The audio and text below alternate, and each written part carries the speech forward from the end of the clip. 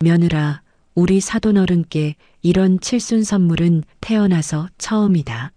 진심으로 고맙다고 꼭 전해드려라. 친척 30명 앞에서 500만 원어치 한우를 쓸어 담고도 계산할 생각조차 없던 시어머니의 뻔뻔한 자랑입니다. 아니, 지난 10년간 우리 친정아버지 가게에서 공짜로 먹고 간 게 무려 6천만 원이 넘는데 이번엔 아예 자기 칠순잔치까지 사돈댁 부담으로 넘긴 겁니다. 하지만 시어머니는 몰랐죠. 그 고깃집이 이틀 전에 이미 다른 사람 손에 넘어갔다는 사실을요. 어머님, 근데 이 고깃집 이미 팔렸는데요? 제 한마디에 시어머니가 뒷목을 잡고 쓰러지기까지 걸린 시간은 딱 10분이었습니다. 10년 참아온 며느리의 통쾌한 반격, 지금 시작합니다. 새벽 6시 머리맡에 놓아둔 휴대폰이 요란하게 울리기 시작했어요. 화면에 뜬 세 글자를 보자마자 저는 이불을 걷고 자리에서 일어났습니다. 지난 10년 동안 하루도 빠짐없이 반복해온 아침의 시작이었죠.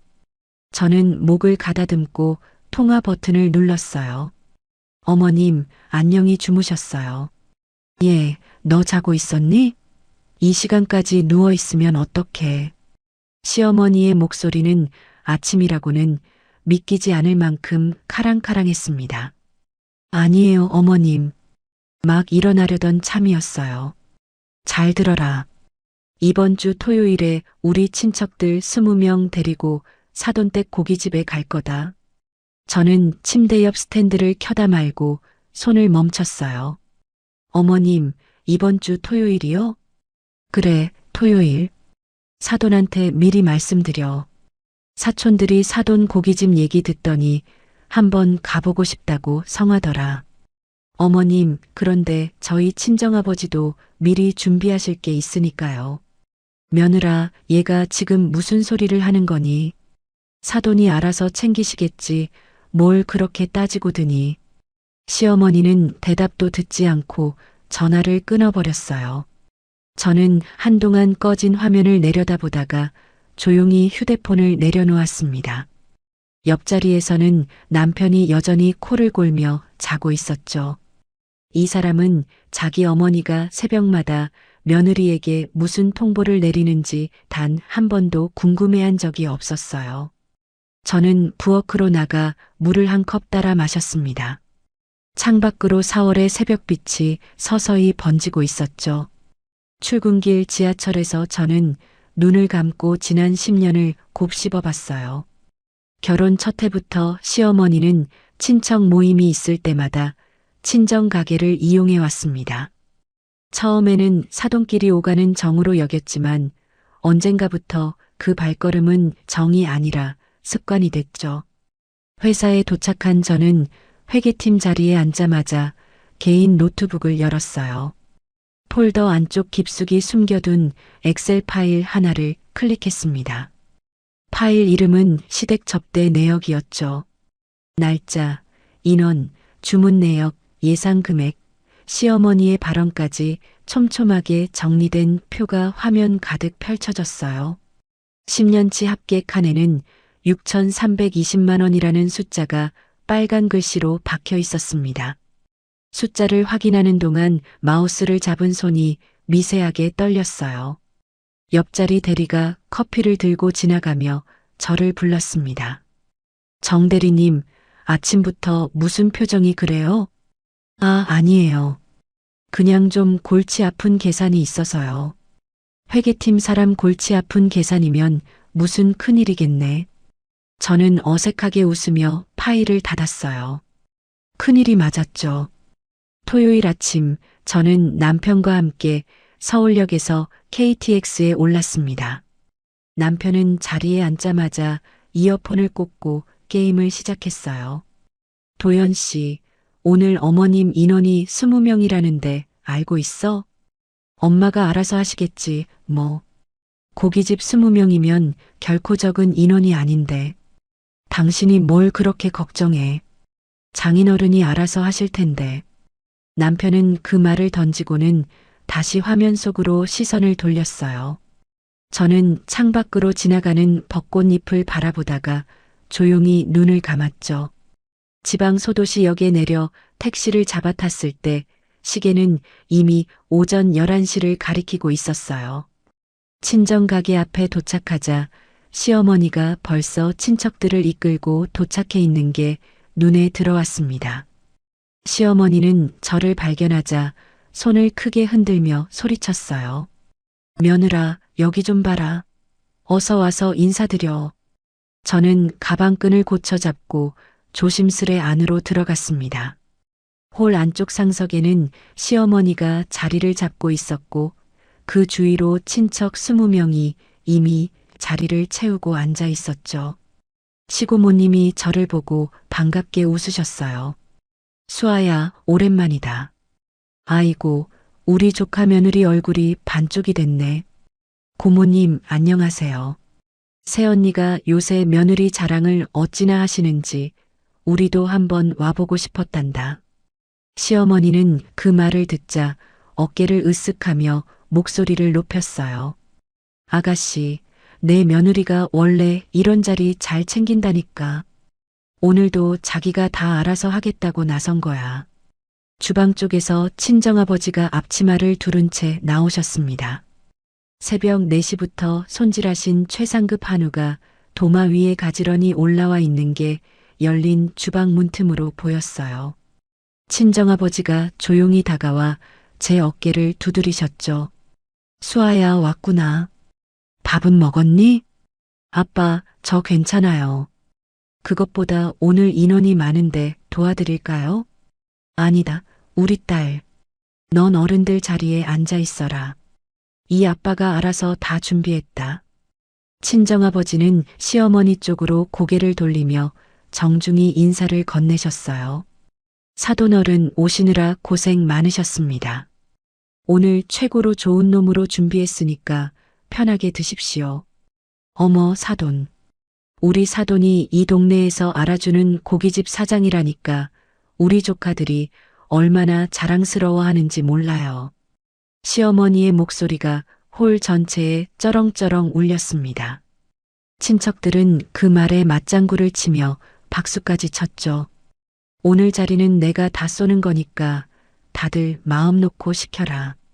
시어머니가 팔을 크게 벌리며 외치는 순간 친척 한 명이 손을 번쩍 들었어요. 고모, 그럼 우리 특상 등심으로 좀 시켜도 돼요? 그럼 오늘 같은 날 뭘 아끼겠니? 사돈, 여기 특상 등심 5근 먼저 주세요. 친정아버지가 잠깐 저를 바라보시더니 조용히 고개를 끄덕이셨습니다. 주문은 그 뒤로도 끝없이 이어졌어요. 특상 등심 5근, 갈비 3근, 냉면 12그릇, 갈비탕 6그릇. 친척들은 시어머니가 쏜다는 말만 믿고 부담 없이 젓가락을 움직였죠. 3시간이 흘렀을 무렵 홀 안쪽 시계가 오후 2시를 넘어가고 있었어요. 시어머니가 슬며시 자리에서 일어나며 손짓을 했습니다. 예, 며느라. 나 화장실 좀 다녀올게. 여기 좀 부탁해. 어머님, 화장실은 저쪽이에요. 알아. 금방 갔다 올게. 시어머니는 가방을 챙겨 들고 걸음을 옮기셨어요. 가방을 들고 화장실을 간다는 것이 이상하다는 생각이 들었지만 저는 굳이 붙잡지 않았습니다. 친척들도 하나둘 자리에서 일어나기 시작했어요. 아이고, 배부르다. 잘 먹었네. 고모부님, 저희는 애들 학원 때문에 먼저 일어나야겠어요. 시고모부님이 헛기침을 하며 시고모님 쪽을 흘긋 쳐다보셨죠. 여보, 형수님은 어디 가셨어? 화장실 가셨나 봐요. 시고모부님이 뒷목을 문지르며 자리에서 뭉구적거리셨습니다. 10분이 지나고 20분이 지나도 시어머니는 돌아오지 않으셨어요. 친척들은 어느새 하나둘 슬금슬금 가게 밖으로 빠져나가고 있었죠. 카운터 앞에서 친정아버지가 계산서를 손에 든 채 어정쩡하게 서 계셨습니다. 저는 자리에서 일어나 카운터 쪽으로 걸어갔어요. 아빠, 어머님은요? 글쎄다, 아까 화장실 간다고 하시더니 아직 안 오시네. 친정아버지가 계산서를 슬며시 카운터 위에 내려놓으셨죠. 총 금액은 380만 원이었습니다. 시고모부님이 그제야 다가오시더니 지갑을 만지작거리셨어요. 사돈어른, 이거 참 죄송해서. 아이고, 고모부님. 괜찮습니다. 우리 사돈이 어디 가신 게 아니라 잠깐 볼일 보시는 거겠지요. 친정아버지가 손사래를 치시며 어색하게 웃으셨어요. 제가 다음에 사돈어른 뵈면 잘 말씀드릴 테니까 오늘은 그냥 편하게 가세요. 아니, 사돈어른. 그래도 이건 좀. 시고모부님이 지갑을 열려던 손을 멈추셨습니다. 친정아버지가 손을 들어 그 손을 지그시 눌러 막으셨어요. 고모부님, 저희 사돈끼리 알아서 할 테니 걱정 마시고 가세요. 저는 그 광경을 옆에서 지켜보며 이를 꽉 물었죠. 친척들이 모두 빠져나간 뒤 텅 빈 홀 안에 저와 친정아버지만 남았습니다.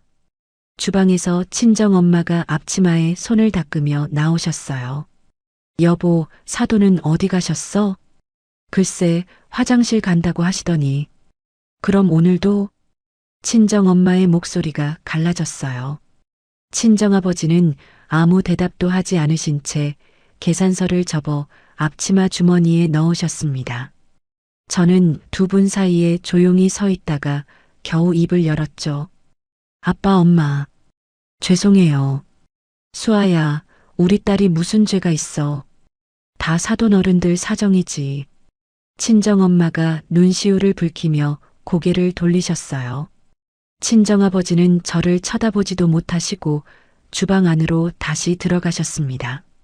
그날 밤 저는 친정집 건넌방에 누워 잠들지 못했어요. 안방 문틈으로 친정엄마의 낮은 흐느낌이 새어나왔죠. 여보, 우리 이러다 정말 병 얻겠어요. 딸년 앞에서 사돈니가 자꾸 이러니 내가 무슨 낯으로. 여보, 조용히 해. 애 듣겠다. 수아가 젖골을 몇 번을 봤는지 아세요? 나는 딸년 얼굴 볼 낯이 없어요. 저는 이불을 뒤집어 쓴 채 소리 없이 어깨를 떨었습니다. 다음 날 아침 친정엄마가 아침상을 차리시다가 갑자기 식탁 모서리를 붙잡으셨어요. 엄마, 괜찮다, 수아야. 그냥 잠깐 어지러워서. 엄마, 어디 아파요? 언제부터 이랬어요? 친정엄마는 억지로 웃으시며 다시 국그릇을 옮기려 하셨죠. 저는 국자를 뺏어 들고 엄마를 의자에 앉혔습니다. 엄마, 병원은 다녀오셨어요? 수아야, 별거 아니야. 주방에서 물잔을 가지고 나오시던 친정아버지가 그 광경을 보고는 눈을 질끈 감으셨어요. 수아야, 사실은 내 엄마가 요새 혈압이 좀 안 좋다. 아빠도요. 눈은 좀 어떠세요? 친정아버지는 대답 대신 창밖으로 시선을 돌리셨습니다. 친정엄마가 결국 참지 못하고 입을 여셨어요. 수아야, 내 아빠 오른쪽 눈이 이제 잘 안 보인단다. 당뇨 합병증이래. 저는 국자를 손에서 놓쳤어요. 국자가 바닥에 떨어지며 나는 소리가 좁은 부엌 안을 크게 울렸죠. 엄마, 그런 얘기를 왜 이제야 해요? 수아야, 시집간 딸 걱정시키기 싫어서 그랬어. 내 아빠가 그렇게 하지 말라고 몇 번을 신신당부했는지. 친정아버지는 등을 돌린 채 어깨만 미세하게 들썩이고 계셨습니다. 저는 그 등을 오래도록 바라봤어요. 30년 동안 새벽 4시에 일어나 고기를 손질하시던 아버지의 등이었죠. 그날 오후 서울로 올라오는 KTX 안에서 남편은 여전히 이어폰을 꽂은 채 게임에 몰두하고 있었습니다. 저는 창밖으로 지나가는 논밭을 바라보다가 가방에서 노트북을 꺼냈어요. 시댁 접대 내역 파일을 열어 어제 날짜를 추가하고 380만 원이라는 금액을 조용히 입력했죠. 합계 칸의 숫자가 6,700만 원으로 바뀌었습니다. 집에 도착해 짐을 풀고 있을 때 휴대폰 알림이 울렸어요. 카카오톡을 열어보니 시어머니의 메시지가 올라와 있었습니다. 며느라, 다음 달 15일이 내 칠순이다. 이번엔 사돈댁 가게에서 크게 잔치 좀 열자. 우리 사촌들까지 다 부르려면 자리가 넓은 데가 좋겠지. 사돈한테 미리 말씀드려라. 메시지 아래에 웃는 이모티콘까지 붙어 있었죠. 저는 화면을 오래도록 응시했어요. 그 순간 지난 10년간 안에서 팽팽하게 당겨져 있던 무언가가 툭 하고 끊어지는 게 느껴졌습니다. 그날 밤 남편이 잠든 뒤 저는 서재로 들어가 노트북을 열었어요. 검색창에 3개의 단어를 나란히 입력했습니다. 한우명가 매각, 자영업 폐업, 이혼 재산 분할. 새벽 3시가 지나도록 저는 화면 앞을 떠나지 않았죠. 프린터가 조용히 돌아가며 종이를 한 장씩 뱉어냈어요. 인쇄된 종이를 파일에 하나씩 꽂아 넣으면서 저는 처음으로 마음이 이상하리만치 차분해지는 것을 느꼈습니다. 창밖으로 새벽빛이 다시 번지고 있었죠. 월요일 아침 저는 회사에 도착하자마자 팀장 자리로 걸어갔어요. 팀장님, 이번 주 목요일하고 금요일에 연차 좀 쓰겠습니다. 정대리, 요새 얼굴이 안 좋더니 어디 아파? 친정에 좀 다녀와야 할 일이 있어서요. 그래, 다녀와. 회계 마감은 김주임한테 인계해두고. 저는 자리로 돌아와 서랍에서 서류 봉투 하나를 꺼냈습니다. 주말 내내 정리해둔 자료들이 봉투 안에 가지런히 담겨 있었죠. 친정아버지의 병원 진료 기록 사본, 친정엄마의 혈압약 처방전, 그리고 지난 3년치 가계 매출 그래프까지 회계팀 직원의 눈으로 다시 한번 훑어봤어요. 숫자는 거짓말을 하지 않았습니다. 인건비와 재료비는 매년 오르는데 순이익은 반토막이 나 있었죠. 목요일 새벽 저는 첫 차 KTX에 몸을 실었어요. 가는 내내 머릿속으로 아버지 앞에서 꺼낼 첫마디를 수십 번씩 되뇌었습니다. 친정 가게에 도착했을 때 친정아버지는 마침 저녁 장사 준비를 시작하고 계셨어요. 수아야, 이 시간에 웬일이니? 회사는? 아빠, 저 연차 냈어요. 잠깐 앉으실 수 있어요?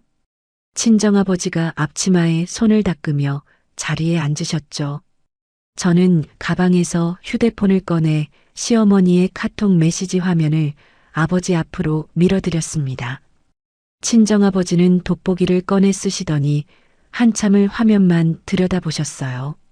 수아야, 아빠 이번 달 15일이래요. 30명 넘게 온다고요. 친정아버지는 아무 말 없이 창밖만 바라보셨습니다. 주방 안쪽에서는 친정엄마가 콩나물을 다듬다 말고 손을 멈추셨죠. 수아야, 그래도 사돈어른 칠순인데 아빠가 어떻게 안 하겠니? 아빠, 우리 딸, 이 아빠가 무리해서라도 잘 차려드릴게. 걱정 마라. 저는 준비해온 서류 봉투를 테이블 위에 조용히 올려놓았어요. 아빠, 이거 한번 보세요. 이게 뭐냐? 아빠 진료 기록이랑 엄마 처방전이랑 지난 3년 가게 장부요. 친정아버지의 얼굴에서 웃음기가 서서히 사라졌습니다. 수아야, 이런 걸 어디서? 아빠, 저 회사에서 하루 종일 숫자만 보는 사람이에요. 이 정도 그래프는 눈 감고도 그려요. 저는 매출 그래프를 아버지 앞으로 밀어드리며 손가락으로 짚었어요. 아빠, 여기 보세요. 3년 전 순이익이 여기였는데 지금은 여기예요. 재료비는 계속 오르는데 아빠는 가격을 못 올리셨잖아요. 단골들 얼굴이 있는데 어떻게 함부로 올리니?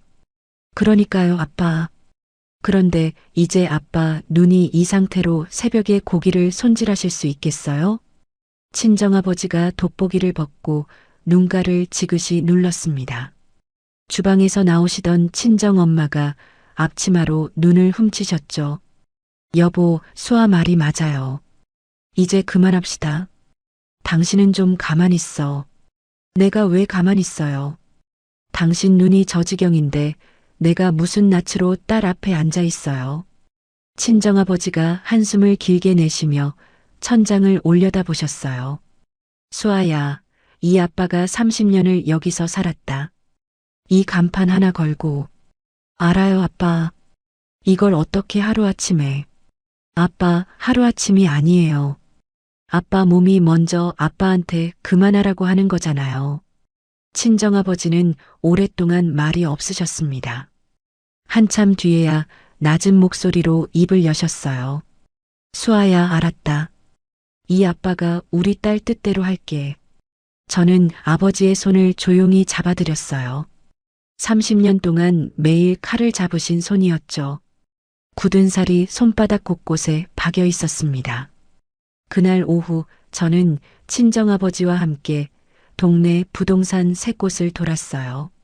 3번째 부동산에 들어섰을 때 사장님이 반갑게 저희를 맞아주셨죠. 어이구, 정 사장님. 오랜만이시네요. 사장님, 안녕하십니까? 그런데 어쩐 일로 따님까지 오셨어요? 저희가 가게를 좀 정리할까 해서요. 부동산 사장님이 안경을 고쳤으며 저희를 번갈아 바라보셨어요. 정 사장님, 정말이세요? 30년을 지키신 가게를? 이제 몸이 예전 같지 않아서요. 부동산 사장님이 잠시 서류를 뒤적이시더니 목소리를 낮추셨습니다. 실은 저번 달에 한 분이 이 근처 가게 자리를 알아보고 가셨어요.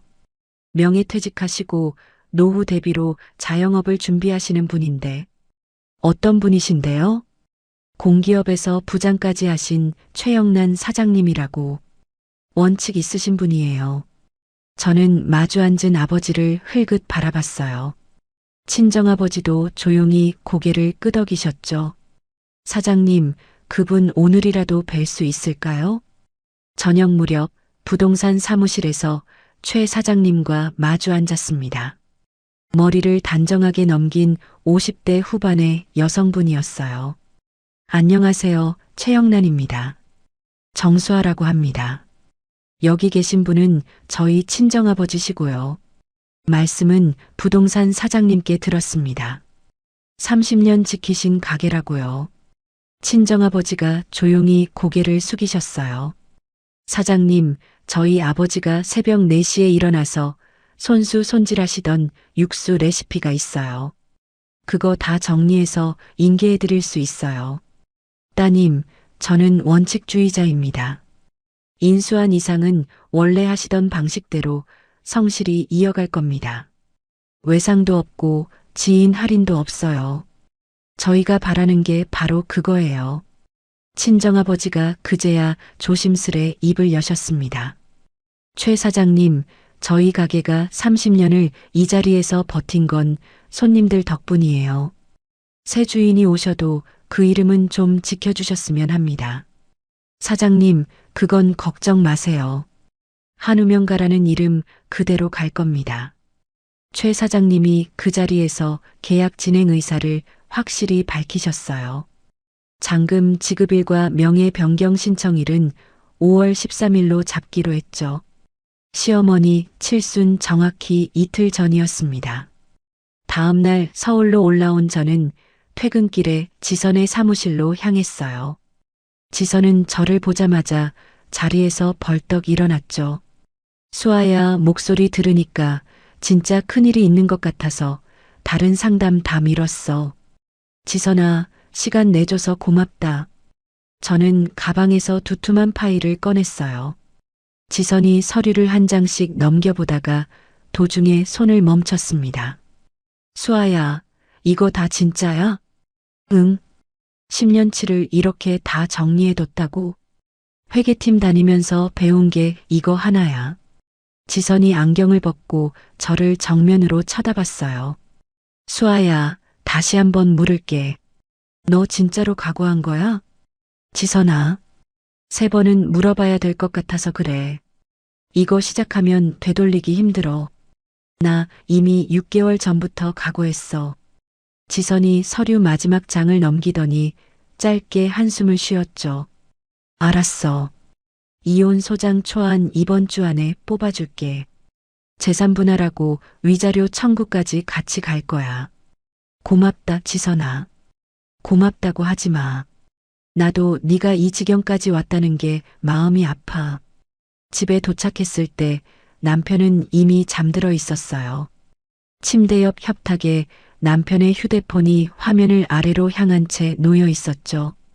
저는 발소리를 죽이고 방으로 들어가 조심스레 휴대폰을 집어들었습니다.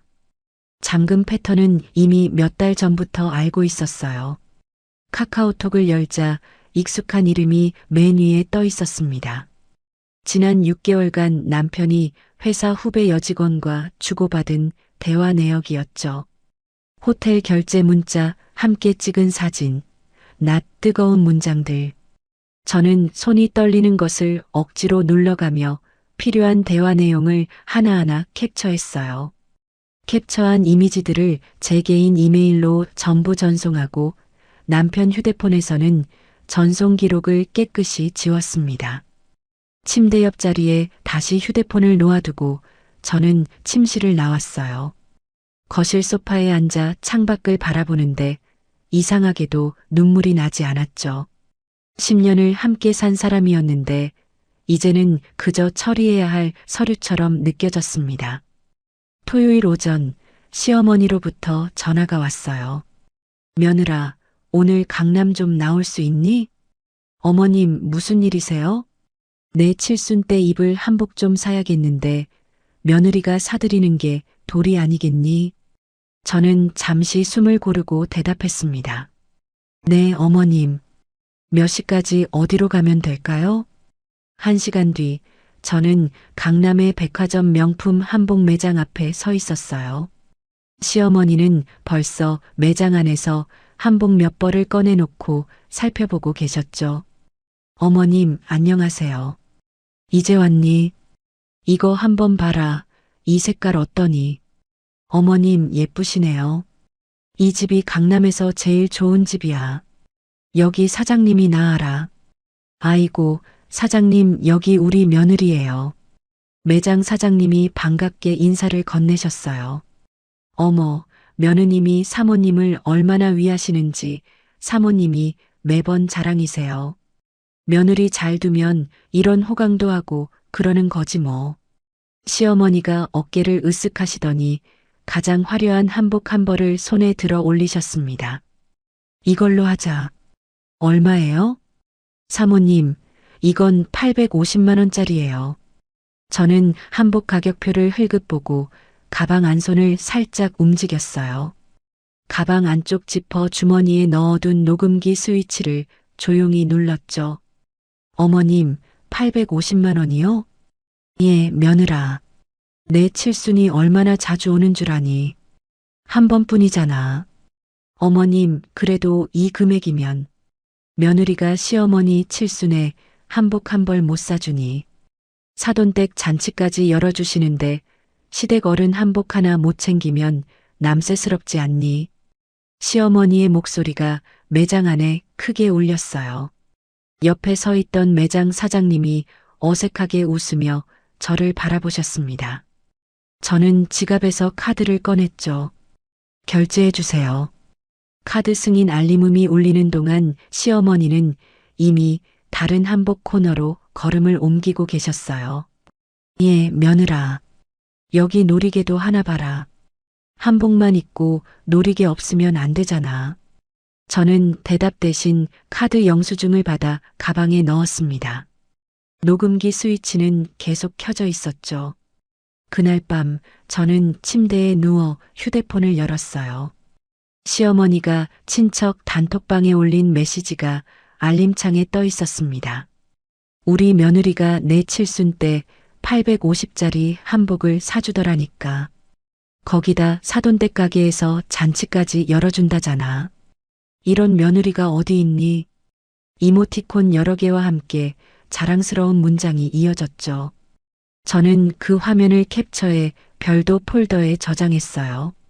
폴더 이름은 5월 15일이었습니다. 옆방에서 남편의 코 고는 소리가 새어나오고 있었죠. 저는 휴대폰 화면을 끄고 천장을 오래도록 응시했어요. 한 달 뒤가 기다려지는 것은 태어나 처음이었습니다. 칠순잔치를 20일 앞둔 목요일 아침, 저는 다시 연차를 냈어요. 첫 차 KTX를 타고 친정으로 내려가는 동안 가방 안에는 매매계약서 사본과 도장, 그리고 잔금 이체 확인이 가능한 통장이 가지런히 들어 있었죠. 역에 내리자마자 부동산 사장님께 전화를 걸었습니다. 사장님, 저 정수아예요. 지금 역에서 출발합니다. 따님, 최 사장님도 지금 이쪽으로 오고 계세요. 정 사장님도 벌써 도착하셨고요. 부동산 사무실 문을 열자 친정아버지가 소파에 꼿꼿이 앉아 계셨어요. 낡은 양복 차림이었죠. 가게에서 앞치마 두른 모습만 보다가 양복 입은 아버지를 보니 순간 목이 메었어요. 아빠, 수아야 왔구나. 친정아버지가 자리에서 일어나 제 어깨를 두드리셨습니다. 곧이어 최 사장님이 서류 가방을 들고 들어오셨어요. 두 분 다 오셨네요. 그럼 시작할까요? 부동산 사장님이 계약서를 테이블 위에 펼치셨습니다. 정 사장님, 여기부터 여기까지 도장 찍으시고요. 따님도 여기 보증인 자리에 도장 부탁드릴게요. 친정아버지의 손이 도장을 잡고 잠시 허공에서 멈췄어요. 저는 아무 말도 하지 않고 아버지의 손등을 조용히 감쌌죠. 아빠, 천천히 하세요. 수아야, 아빠가 지금 이걸 찍으면. 아빠, 이건 끝이 아니라 시작이에요.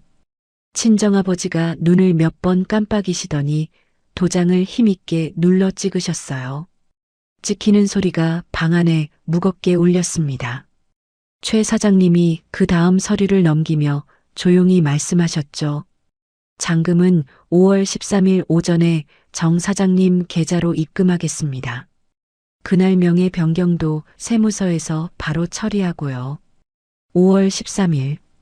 잊지 않겠습니다. 부동산 사장님이 손뼉을 짝 치며 분위기를 밝게 만들려 애쓰셨어요. 자, 이제 두 분 사장님 사이 계약이 성사됐네요. 축하드립니다. 친정아버지는 계약서를 접어 가슴에 품으신 채 자리에서 일어나셨습니다. 밖으로 나오자 저녁 햇살이 부동산 유리창에 비스듬히 걸려 있었어요. 친정아버지가 가게 쪽으로 천천히 걸음을 옮기셨죠. 가게 앞에 도착하자 아버지는 오래된 간판을 오랫동안 올려다보셨어요. 한우명가. 30년 동안 새벽마다 스위치를 켜온 그 간판이었죠. 수아야, 이 아빠가 저 간판을 처음 걸던 날이 생생하다. 아빠, 내 엄마랑 둘이서 사다리 위에 올라가서 저걸 걸었어. 그날 눈이 왔었지 아마. 친정아버지의 어깨가 조금씩 들썩이기 시작했어요. 저는 아버지의 등을 조심스레 감싸 안았죠. 30년을 지켜온 아버지의 등이 제 팔 안에서 처음으로 작게 느껴졌어요. 아빠, 이제 편히 쉬셔도 돼요. 우리 딸 미안하다. 아빠, 뭐가 미안해요. 이 아빠가 못나서 우리 딸이 시댁에서 그 고생을. 아빠, 그런 말씀 마세요. 아빠는 하나도 못난 사람 아니에요. 친정아버지가 고개를 끄덕이시더니 손등으로 눈가를 훔치셨습니다. 서울로 올라오는 다음 주 수요일, 저는 반차를 내고 지선의 사무실을 다시 찾았어요. 지선이 저를 자리에 앉히고는 서류 뭉치를 앞으로 밀었습니다. 수아야, 이혼 소장 초안 나왔어. 한번 봐. 고맙다, 지선아. 그리고 이건 공증 받아둘 자료들. 남편 카톡 캡처본이랑 호텔 결제 내역, 그리고 지난주에 네가 보내준 백화점 녹취록. 지선이 커피 잔을 내려놓으며 저를 정면으로 쳐다봤어요. 수아야, 소장 접수 시점은 언제로 잡을 거야? 칠순잔치 다음 주 월요일. 5월 15일이 잔치니까 5월 18일 월요일이네. 응. 그날 아침에 접수하자. 지선이 달력을 확인하더니 짧게 고개를 끄덕였습니다. 알았어. 그날로 잡아둘게. 잔치 당일 상황도 반드시 녹음이랑 영상으로 남겨. 이건 진짜 중요해. 준비하고 있어. 수아야. 응? 이제 마지막이야. 흔들리지 마. 저는 지선의 눈을 마주보며 짧게 웃었어요. 지선의 사무실을 나와 걷는 동안 휴대폰이 다시 울렸습니다. 시어머니였죠. 저는 통화 녹음 앱을 미리 켜둔 뒤 통화 버튼을 눌렀어요. 어머님, 안녕하세요. 예, 며느라. 잔치 인원 좀 바뀔 것 같다. 몇 명이나 오시는데요? 내가 원래 20명이라고 했잖니. 그런데 사촌들까지 다 부르니까 30명은 될 것 같아. 어머님, 30명이요? 저희 아빠한테 미리 말씀드려야 할 것 같은데. 그러니까 지금 말하는 거잖아. 며느라, 네가 사돈한테 잘 좀 말씀드려라. 어머님, 그럼 계산은 어떻게 하실 거예요? 시어머니의 목소리가 순간 높아졌습니다. 얘가 지금 무슨 소리를 하는 거니? 사돈이 알아서 하시겠지. 뭘 그런 걸 물어. 어머님, 저는 그냥 미리 여쭤보는 거예요. 됐다, 며느라. 그런 얘긴 그만하고 사돈한테나 말씀 잘 드려. 전화가 뚝 끊어졌어요. 저는 녹음 파일을 확인한 뒤 즉시 저장 폴더로 옮겨두었습니다. 곧바로 최 사장님께 전화를 걸었죠. 사장님, 저 정수아입니다. 따님, 무슨 일이세요? 칠순 당일 인원이 30명으로 늘었대요. 알겠습니다. 홀 전체 통째로 잡아두는 게 낫겠네요. 사장님, 부탁 하나만 드려도 될까요? 말씀하세요. 그날 카운터 녹음기하고 매장 CCTV 잘 작동하는지 미리 좀 봐주시겠어요? 계산 때문에 잡음이 좀 있을 수 있어요. 최 사장님이 잠시 침묵하시더니 담담하게 대답하셨어요. 따님, 걱정 마세요. 저는 개업 첫날부터 원칙대로 운영할 겁니다. 외상도 지인 할인도 없어요. 사장님, 정말 감사합니다. 당연한 얘기지요.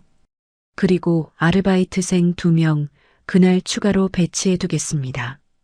전화를 끊은 뒤 저는 잠시 벤치에 앉아 하늘을 올려다봤어요. 이분이 바로 마지막 퍼즐이라는 확신이 들었습니다. 30년을 지켜오신 아버지의 이름을 그대로 이어가시겠다는 분.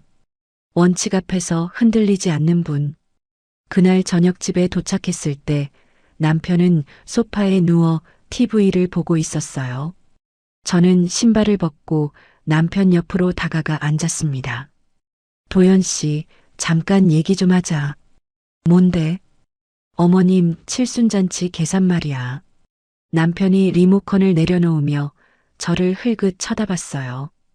그건 왜? 이번엔 도연 씨가 직접 하는 게 맞지 않아? 뭘 내가 해? 어머님 칠순이잖아. 아들이 하는 게 상식이지. 남편의 얼굴이 굳어졌습니다. 당신 지금 무슨 소리 하는 거야? 도연 씨, 우리 아빠 가게에서 하는 거야. 계산은 도연 씨나 어머님이 하시는 게 맞잖아. 엄마가 알아서 하시겠지. 왜 자꾸 사돈끼리 오갈 일에 참견해? 참견이 아니라 상식을 말하는 거야. 남편이 소파에서 벌떡 일어났어요. 당신 요새 왜 그래? 원래 이런 사람 아니었잖아. 내가 원래 어떤 사람이었는데. 엄마 말씀 잘 듣고 조용히 지내던 사람이었잖아. 도연 씨, 뭐? 저는 남편을 정면으로 바라보며 천천히 입을 열었습니다. 내가 그동안 조용히 지낸 건 참은 거였어. 좋아서가 아니라. 남편이 저를 어이없다는 표정으로 쳐다보다가 방으로 들어가 버렸어요. 문이 세게 닫히는 소리가 거실에 크게 울렸습니다. 저는 그 자리에 앉아 한참을 움직이지 않았어요. 10년을 함께한 사람과의 대화가 이렇게 짧게 끝날 수 있다는 게 오히려 이상하게 느껴졌죠. 저는 휴대폰을 열어 지선에게 문자를 보냈습니다. 지선아, 소장 접수 5월 18일 월요일 아침으로 확정하자. 몇 초 뒤 답장이 왔어요. 수아야, 알았어. 그렇게 잡을게. 힘내. 칠순잔치를 일주일 앞둔 밤이었습니다. 시어머니가 친척 단톡방에 초대장 이미지를 올렸어요. 저도 초대받은 방이었죠. 초대장에는 큼지막한 글씨로 이렇게 적혀 있었습니다. 박말순 여사 칠순 잔치 5월 15일 오후 5시 장소는 한우명가 사돈댁 특별 배려로 마련된 자리이니 편히들 오세요. 친척들이 앞다투어 이모티콘을 남기며 축하 메시지를 올렸어요. 큰어머니, 며느님 정말 잘 두셨어요. 고모, 사돈어른께 감사 말씀 꼭 전해주세요. 이번엔 정말 크게 하시네요. 저는 초대장 이미지를 캡처했습니다. 특히 사돈댁 특별 배려로 마련된 자리라는 문장이 굵은 글씨로 박힌 부분을 2번, 3번 확대해서 저장했어요. 폴더 이름은 여전히 5월 15일이었죠. 이 문장을 시어머니가 스스로 남긴 이상 앞으로 벌어질 모든 일은 시어머니 본인의 선언에서 시작된 셈이었습니다. 캡처를 마치고 저는 부엌으로 나가 물을 한 잔 따라 마셨어요. 침실 문 너머로 남편의 코 고는 소리가 다시 새어나오고 있었죠. 며칠 전 저와 크게 다퉜다는 사실은 이미 잊은 듯한 편안한 잠이었습니다. 저는 부엌 창가에 서서 밤하늘을 오래 올려다봤어요. 일주일 뒤가 다가오는 게 이상하리만치 두렵지 않았죠. 오히려 조용한 확신이 가슴 안쪽에서 자리를 잡아가고 있었어요. 30년 간판이 내려간 자리에 새 간판이 올라갈 것이고 그 새 간판 아래에서 시어머니는 자신이 스스로 남긴 문장의 무게를 마주하게 될 것이었습니다. 시계 초침 소리만이 조용히 부엌 안을 채우고 있었어요. 칠순잔치를 사흘 앞둔 화요일 저녁, 저는 마지막으로 시어머니께 전화를 걸었어요. 수화기 너머로 TV 소리가 크게 들려왔죠. 어머님, 저 며느리예요. 예, 무슨 일이니? 잔치 준비 다 됐지? 어머님, 한 가지만 여쭤봐도 될까요? 뭔데? 이번 잔치 계산은 어떻게 하실 생각이세요? 시어머니의 목소리가 순간 뾰족해졌습니다. 예, 며느라. 지금 무슨 소리를 하는 거니? 어머님, 30명이면 금액이 꽤 나올 텐데요. 사돈이 알아서 하실 일을 왜 며느리가 자꾸 나서. 얘가 요새 이상해졌어. 어머님, 그래도 미리. 됐다, 됐어. 그런 말은 다시 꺼내지도 마라. 전화가 뚝 끊어졌어요. 저는 통화 녹음 파일을 곧바로 저장 폴더로 옮겼습니다. 화면 위쪽에 뜬 5월 15일이라는 폴더 이름이 눈에 들어왔죠. 이 파일 하나로 폴더 안자료는 마지막 조각까지 채워졌어요. 수요일 아침 저는 연차를 냈습니다. 친정으로 향하는 KTX 안에서 창밖을 바라보다 문득 손을 폈어요. 손바닥에 땀이 조금 배어 있었죠. 이상한 일이었어요. 앞으로 벌어질 일이 두려운 게 아닌데도 몸은 정직하게 반응하고 있었습니다. 친정역에 도착하자 친정아버지가 이미 마중을 나와 계셨어요. 수아야, 여기다.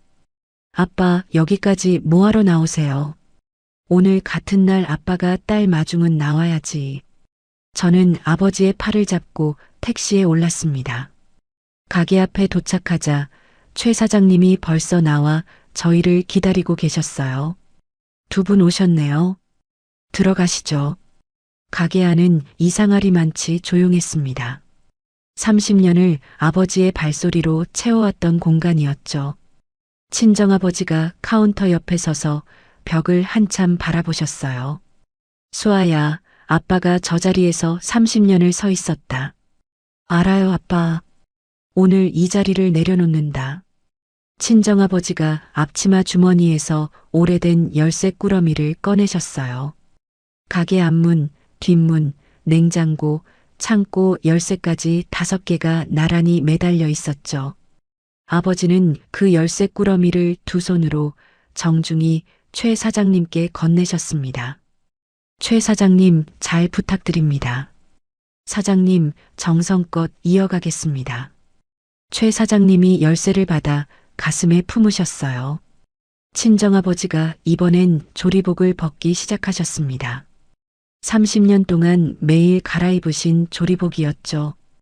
깃부분이 해져 있었고 소매에는 세월의 얼룩이 옅게 배어 있었어요. 사장님, 이것도 받아주십시오. 사장님, 이건 저한테는 이제 필요 없는 옷입니다. 그런데 버리기는 아쉽고요. 최 사장님이 조리복을 두 손으로 받으시더니 잠시 말씀이 없으셨습니다. 한참 뒤에야 조용히 입을 여셨어요. 사장님, 이 옷은 제가 유리 액자에 넣어서 가게 벽에 걸어두겠습니다. 최 사장님, 이 가게가 30년을 버틴 뿌리를 잊지 않으려고요. 친정아버지의 눈시울이 붉어졌습니다. 저는 두 분 사이에서 아무 말도 하지 못한 채 눈물을 삼켰죠. 오후 3시가 조금 넘어 저희는 세무서로 향했어요. 명의 변경 신청서 위에 최 사장님의 이름이 또박또박 올라갔습니다. 담당 직원이 접수 중에 도장을 찍으며 무심히 말했어요. 오늘자로 정식 접수 완료됐습니다. 간단한 문장이었지만 그 한마디로 30년 간판의 법적 주인이 완전히 바뀌었죠. 접수증을 받아든 최 사장님이 저에게 건네셨습니다. 따님, 이 종이 잘 챙기세요. 모레 필요할 겁니다. 사장님, 정말 감사합니다. 당연한 절차예요. 친정으로 돌아오는 길, 친정아버지는 창밖만 바라보고 계셨어요. 저는 아버지의 손등을 조용히 잡아드렸죠. 아빠, 이제 아침에 늦잠도 주무시고 그러세요. 수아야, 30년을 새벽 4시에 일어났는데 그게 되겠니? 아빠, 그럼 이제 새벽엔 엄마랑 산책이라도 다니세요. 친정아버지가 짧게 웃으셨어요. 30년 만에 처음 보는 편안한 웃음이었습니다. 그날 저녁 저는 최 사장님과 근처 찻집에서 마주 앉았어요. 사장님, 모레 예약 관련해서 확인 부탁드려요. 말씀하세요. 저는 준비해온 서류를 테이블 위에 펼쳤습니다. 예약자 이름은 박말순, 결제 책임자는 예약자 본인, 인원 30명, 예상 금액은 500만 원 이상으로 잡아두시면 될 것 같아요. 알겠습니다. 예약 확인서 이메일로 지금 바로 보내드릴게요. 사장님, 그날 아르바이트생 두 분은요? 오후 4시까지 출근하도록 얘기해뒀습니다. 홀 입구 쪽에 계속 자리 잡고 있을 겁니다. CCTV하고 카운터 녹음기는요? 어제 저녁에 다 점검했어요. 화질이랑 음질 다 정상 확인했습니다. 저는 짧게 고개를 숙였어요. 사장님, 정말 감사합니다. 따님, 저는 원칙대로 하는 거예요. 감사할 일 없어요. 최 사장님의 목소리는 언제나처럼 차분했습니다. 바로 그 차분함이 지난 한 달 동안 저에게 가장 큰 힘이 되어 왔죠.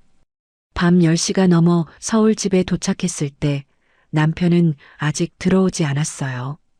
저는 침실로 들어가 옷장 안쪽 깊숙이 넣어둔 검은색 원피스를 꺼냈습니다. 3년 전 결혼 기념일에 사둔 옷이었는데 한 번도 꺼내 입지 않은 것이었죠.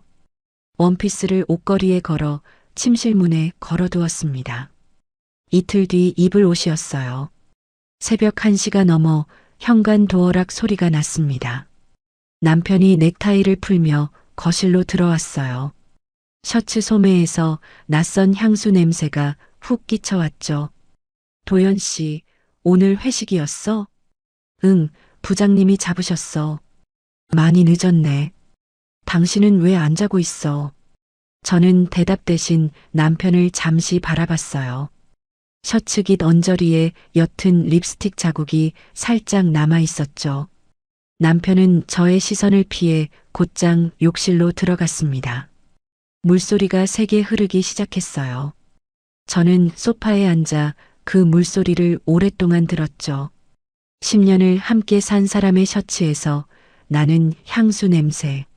10년을 함께 산 사람의 셔츠 깃에 남은 립스틱 자국.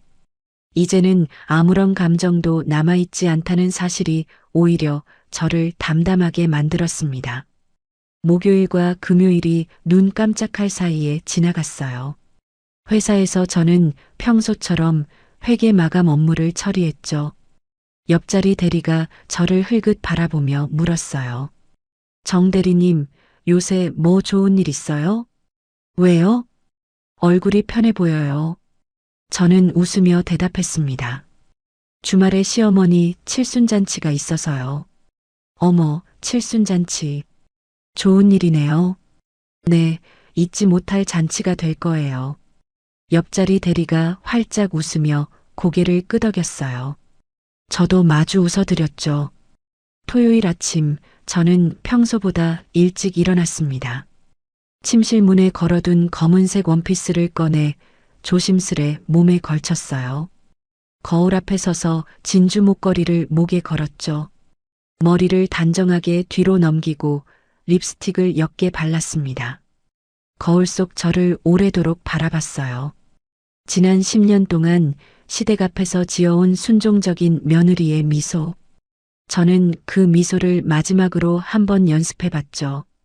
입꼬리가 올라가는데 마음은 조금도 흔들리지 않았어요. 가방을 열어 준비물을 하나씩 확인했습니다. 소형 녹음기, 손가방에 부착 가능한 초소형 카메라, 그리고 서류 봉투 2개.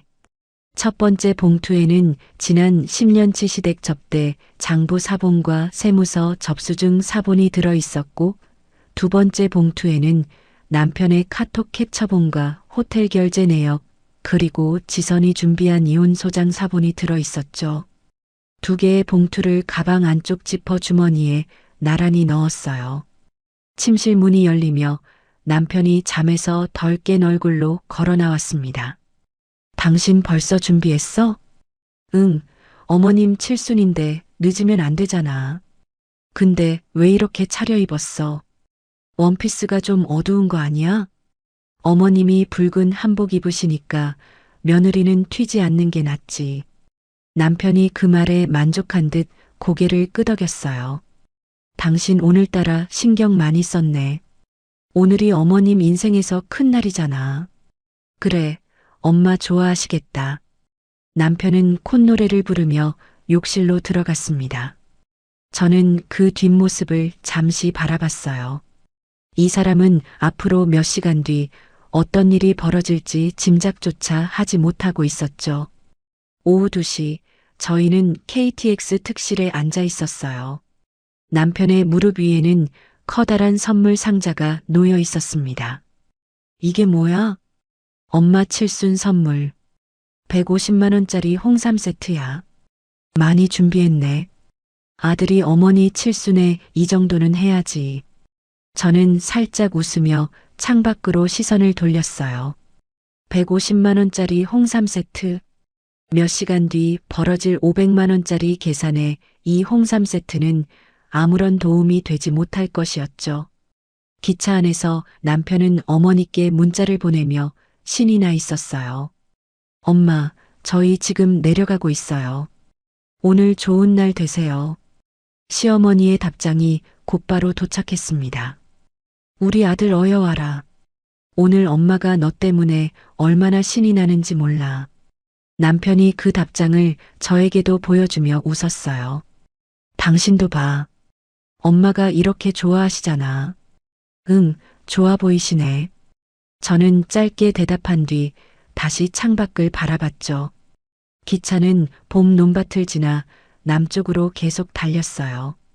가방 안쪽 지퍼 주머니에 넣어둔 2개의 봉투가 저의 무릎에 무겁게 얹혀 있었습니다. 오후 4시 40분 저희는 가게 근처 골목에 내렸어요. 멀리 새 간판이 걸린 가게가 보였습니다. 한우명가라는 이름은 그대로였지만 간판 자체는 최 사장님이 새로 걸어 올린 산뜻한 것이었죠. 남편은 그 간판을 흘끗 보더니 대수롭지 않게 말했어요. 장인어른 요새 리모델링 하셨나봐. 간판이 새 거네. 그러게 새 것 같아. 엄마 칠순 맞춰서 신경 많이 쓰셨나봐. 남편은 홍삼 세트를 고쳐 안으며 가게 쪽으로 걸음을 옮겼습니다. 저는 가방끈을 한번 고쳐 잡고 그 뒤를 천천히 따라갔어요. 가게 앞에 이미 시어머니의 목소리가 크게 들려오고 있었죠. 우리 아들 왔니? 어여 들어와라. 저는 잠깐 멈춰서서 숨을 크게 들이마셨어요. 그리고 손가방 안쪽 녹음기 스위치를 조용히 눌렀습니다. 가게 문이 활짝 열려 있었어요. 가게 문 안쪽으로 들어서자 시어머니가 상석에서 벌떡 일어나셨어요. 붉은 한복 자락이 크게 펄럭였죠. 우리 아들 도연아, 어여 이리 와라. 어머니 생신 축하드려요. 남편이 홍삼 세트를 두 손으로 시어머니께 건넸어요. 아이고, 우리 아들이 뭘 이런 걸 다 사왔니? 시어머니가 상자를 흔들어 보이며 친척들에게 자랑을 시작하셨습니다. 얘들아 봐라. 우리 아들이 엄마 칠순이라고 150짜리 홍삼을 사왔단다. 친척들이 우르르 박수를 쳤어요. 시고모님이 저를 보고 반갑게 손을 내미셨죠. 수아야, 어서 앉아라. 오늘 얼굴이 참 곱다. 고모님, 안녕하세요. 시고모부님도 자리에서 일어나 저를 맞아주셨어요. 수아야, 오늘 자리 이렇게 크게 만들어줘서 고맙다.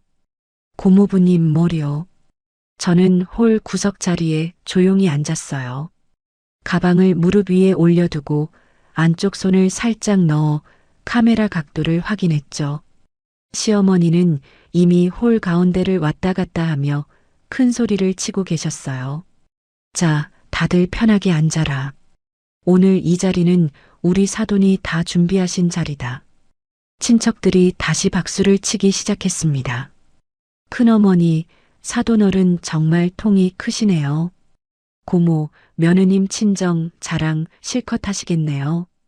시어머니가 어깨를 으쓱하며 상석에 앉으셨어요. 내가 며느리 하나는 잘 뒀지. 안 그러니 아가씨. 시고모님이 웃으며 맞장구를 치셨죠. 새언니, 그럼요. 조카 며느리가 얼마나 야무진지. 주방 쪽에서 최 사장님이 앞치마를 두른 채 조용히 나오셨어요. 시어머니가 흘긋 최 사장님을 쳐다보시더니 저에게 물으셨습니다. 예, 며느라. 저 사람은 누구니? 새 종업원 들이셨나? 어머님, 이따가 인사드릴 기회 있을 거예요. 그래, 사돈은 어디 계시니? 잔치 시작인데 얼굴을 안 비치시네. 어머님, 우선 식사 먼저 하세요. 시어머니는 대수롭지 않게 손을 흔들며 다시 친척들에게 시선을 돌리셨어요. 자, 시작하자. 얘들아, 사양 말고 먹고 싶은 대로 시켜라. 친척 한 명이 손을 번쩍 들었어요. 고모, 그럼 저 특상 등심으로 좀 시켜도 돼요? 당연하지. 특상 등심 7근, 갈비도 5근, 냉면은 15그릇. 시어머니가 손가락을 접으며 소리 높여 주문을 쏟아냈어요. 최 사장님은 침착하게 주문 내용을 받아 적으신 뒤 주방으로 들어가셨죠. 2시간 가까이 상위에는 최상급 한우가 끊임없이 올라왔어요. 친척들은 신선한 고기 냄새에 이끌려 계속 추가 주문을 넣었습니다. 큰어머니, 여기 등심 2근만 더요. 고모, 갈비 3근 더 갈까요? 소주도 10병 더 가져다 주세요. 시어머니가 조카들 테이블을 돌며 술을 따라주셨어요. 많이 먹어라, 많이 먹어. 오늘 같은 날 뭘 아끼겠니? 시고모부님이 지나가는 최 사장님을 붙잡고 물으셨죠. 저기, 여기 정 사장님은 어디 계세요? 사돈어른께 인사를 드려야 하는데. 최 사장님이 잠깐 걸음을 멈추셨어요. 손님, 조금 있다가 정리되면 말씀드리겠습니다. 아니, 우리 형수님 칠순인데 사돈어른 얼굴을 안 뵈니 이상해서 그럽니다. 손님, 곧 안내해 드릴게요. 최 사장님은 정중히 답한 뒤 다시 카운터 쪽으로 걸음을 옮기셨어요. 시고모부님은 뭔가 이상하다는 듯 잠시 고개를 갸웃하시다가 자리로 돌아가셨죠. 저는 그 광경을 조용히 지켜보며 손가방 속 녹음기를 확인했습니다. 빨간불이 안정적으로 깜빡이고 있었어요. 시간이 오후 7시를 넘겼을 무렵 카운터 화면 숫자는 500만 원을 넘어가고 있었어요. 최 사장님이 카운터에서 홀 안쪽으로 천천히 걸어 나오셨습니다. 손에는 계산서 한 장이 정갈하게 들려 있었죠. 바로 그 순간 시어머니가 자리에서 일어나 잔을 높이 드셨어요. 자, 얘들아.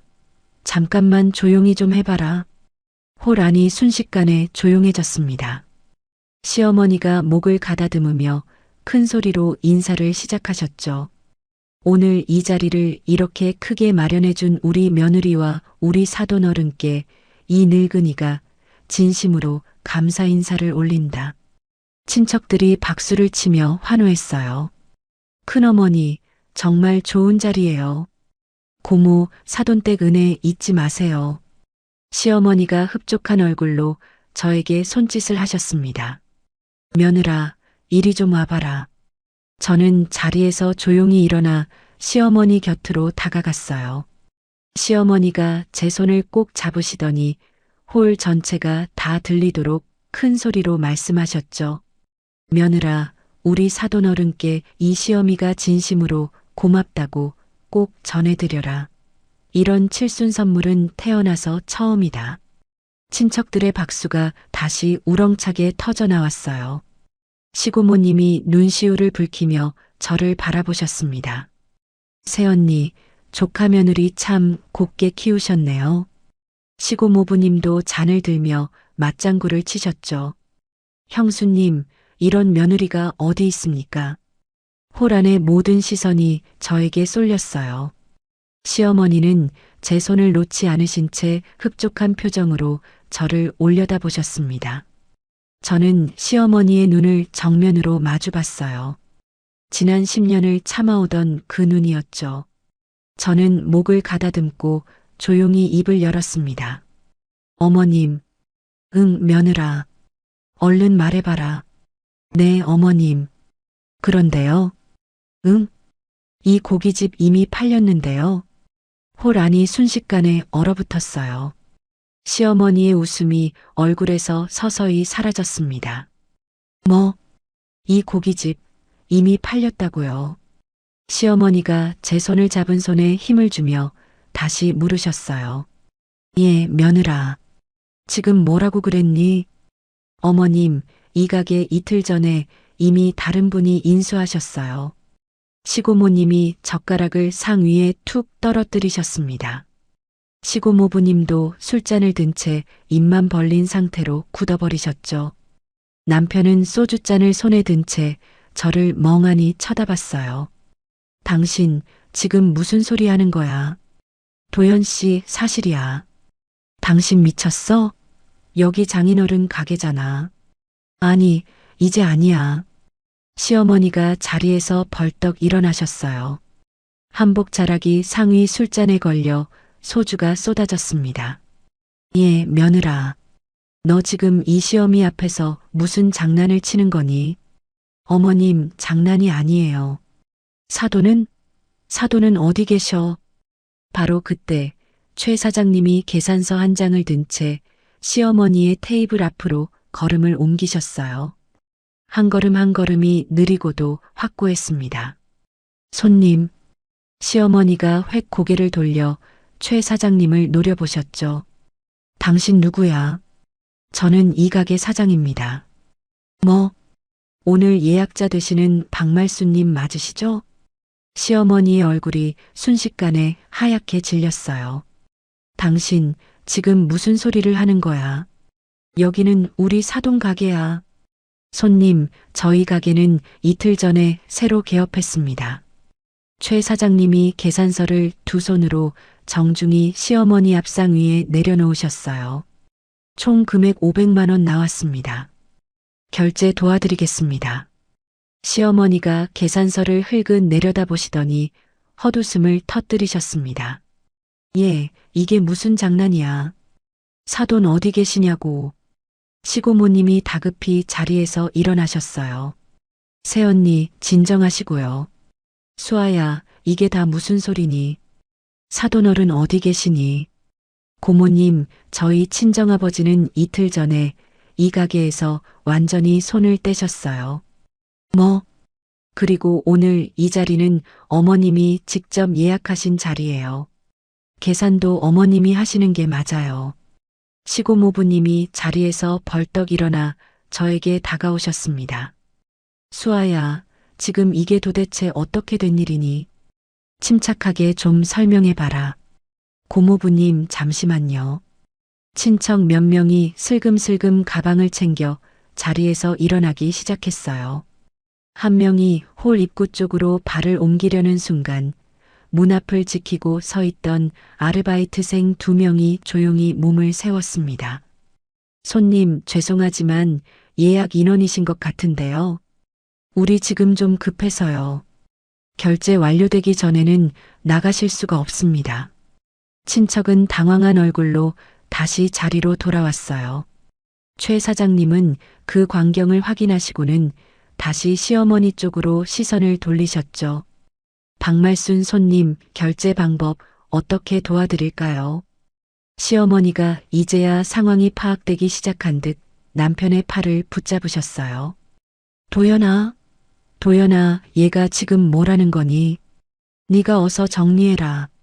남편은 어머니와 저를 번갈아 쳐다보다가 자리에서 일어났어요. 셔츠 소매 아래로 손이 심하게 떨리고 있었죠. 당신, 지금 이게 다 무슨 짓이야? 도연 씨, 지금은 어머님 계산이 먼저야. 남편이 저를 노려보다가 결국 지갑을 꺼내 카운터 쪽으로 걸음을 옮겼어요. 최 사장님이 그 앞을 조용히 막아서셨죠. 손님, 오늘 예약자는 박말순 님이십니다. 제가 아들이에요. 제 카드로 결제할게요.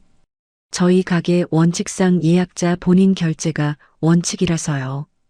예약자님의 카드나 현금으로 먼저 부탁드릴게요. 남편의 얼굴이 벌겋게 달아올랐어요. 시어머니가 그제야 지갑을 뒤적이기 시작하셨습니다. 카드 한 장이 카운터 위에 올라갔어요. 카드 단말기에서 짧은 알림음이 울렸죠.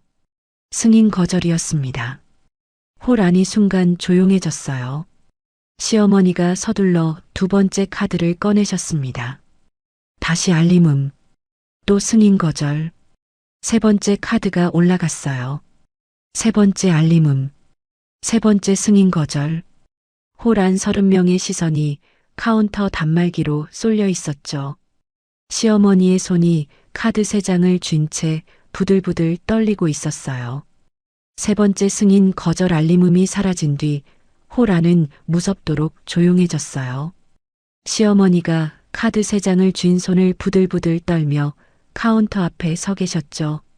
시고모부님이 그 침묵을 견디지 못하고 자리에서 일어나셨습니다. 형수님, 이러시면 안 됩니다. 사돈댁이랑 친척들 다 보는데 이런 창피가 어디 있어요. 서방님, 잠깐만 있어봐. 제가 대신 결제하겠습니다. 얼른 정리하시죠. 시고모부님이 지갑을 꺼내려던 순간 시어머니가 갑자기 2 손으로 지갑을 확 낚아채셨어요. 서방님, 됐어요. 내가 알아서 할 테니까 서방님은 좀 가만히 있어요. 형수님, 지금 이 상황에서 그런 말씀이 어떻게 나오세요? 내 칠순이야. 내 칠순에 왜 서방님이 나서. 시어머니가 갑자기 저를 향해 돌아서셨어요. 카드 3장을 든 손을 저에게 삿대질하듯 뻗으셨죠. 예, 며느라, 너 지금 나한테 이게 무슨 짓이야? 어머님, 내가 시집 온 지 40년이 넘도록 이런 창피를 당한 적이 없다.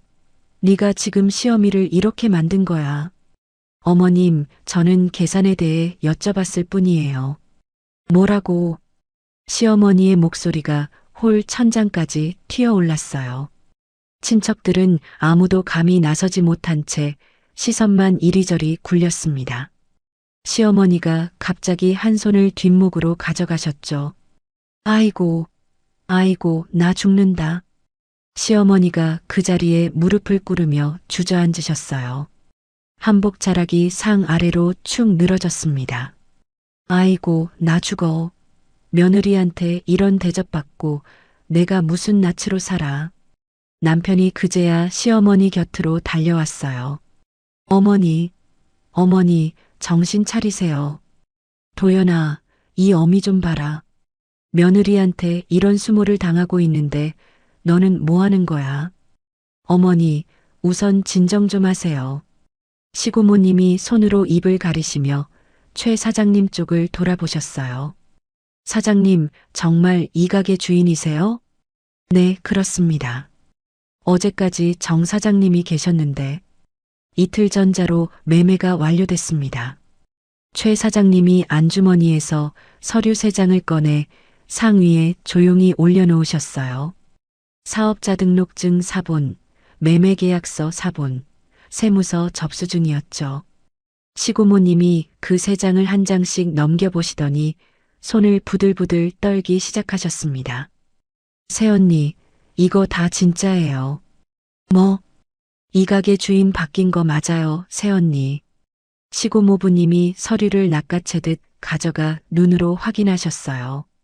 한 장 한 장 넘길 때마다 얼굴이 굳어져 갔죠. 형수님, 이거 진짜입니다. 사돈어른이 이미 손을 떼셨어요. 시어머니가 바닥에 주저앉은 채 저를 올려다보셨어요. 눈에 핏발이 서 있었죠. 예, 며느라. 네가 이걸 알고도 나한테 잔치를 열게 했단 말이니. 어머님, 잔치는 어머님이 스스로 정하신 거잖아요. 뭐? 어머님이 친척 단톡방에 초대장까지 올리시면서 사돈댁 특별 배려로 마련된 자리라고 쓰셨잖아요. 시고모님이 옆에서 눈을 크게 뜨셨어요. 새언니, 그 문장 진짜 새언니가 쓰신 거예요? 아니, 그건 저희 다 그거 보고 오늘 왔잖아요. 친척 한 명이 조심스럽게 손을 들었어요. 큰어머니, 저희도 그 초대장 보고 왔는데요. 저도요, 고모. 저도 그 문구 보고 사돈어른께서 자리 마련해 주신 줄 알았어요. 시어머니의 얼굴이 더 하얗게 질리기 시작했습니다. 바닥에 앉은 채로 저를 다시 올려다보시더니 두 손으로 뒷목을 잡으셨어요. 아이고, 아이고, 나 진짜 죽는다. 시어머니가 그대로 옆으로 쓰러지셨어요. 한복 자락이 바닥에 넓게 펼쳐졌죠. 남편이 다급히 시어머니를 흔들었습니다. 어머니, 어머니, 여보세요, 119죠? 여기 사람이 쓰러졌어요. 시고모부님이 휴대폰을 꺼내 다급히 신고를 하셨어요. 시고모님은 시어머니 곁에 무릎을 꿇고 앉아 손을 잡으셨죠. 새언니, 정신 좀 차리세요. 새언니, 시어머니가 실눈을 뜨셨어요. 바닥에 누운 채로 저를 향해 손가락을 뻗으셨죠. 며느라, 네가 이 시어미를 죽이려고 작정을 했구나. 어머님, 저는 아무것도 하지 않았어요. 너 지금 이 자리에서 나한테 이러고도 무사할 것 같니? 저는 아무 말도 하지 않고 시어머니를 내려다봤어요. 시어머니가 저를 노려보시다가 갑자기 눈을 다시 감으셨습니다. 바로 그때 첫 승인 거절 알림음이 울린 뒤로 정확히 10분이 지나고 있었죠. 멀리서 사이렌 소리가 가까워지고 있었어요. 저는 손가방 안녹음기를 다시 한번 확인했습니다. 빨간불이 여전히 안정적으로 깜빡이고 있었죠. 카메라도 정상 작동 중이었어요. 가방 안쪽 지퍼 주머니에 손을 넣어 첫 번째 서류 봉투를 꺼냈습니다. 봉투 안에서 지난 10년치 시댁 접대 장부 사본을 꺼내 홀 테이블마다 한 장씩 조용히 올려놓기 시작했어요. 시고모님이 그 종이를 집어드시더니 눈을 크게 뜨셨습니다. 수아야, 이게 다 뭐니? 고모님, 지난 10년 동안 시댁 식구들이 저희 친정 가게에서 드시고 가신 내역이에요. 뭐? 총 금액이 여기 마지막 장에 나와 있어요. 시고모님이 급히 마지막 장을 넘기시더니 손에서 종이가 미끄러졌어요. 6,700만 원.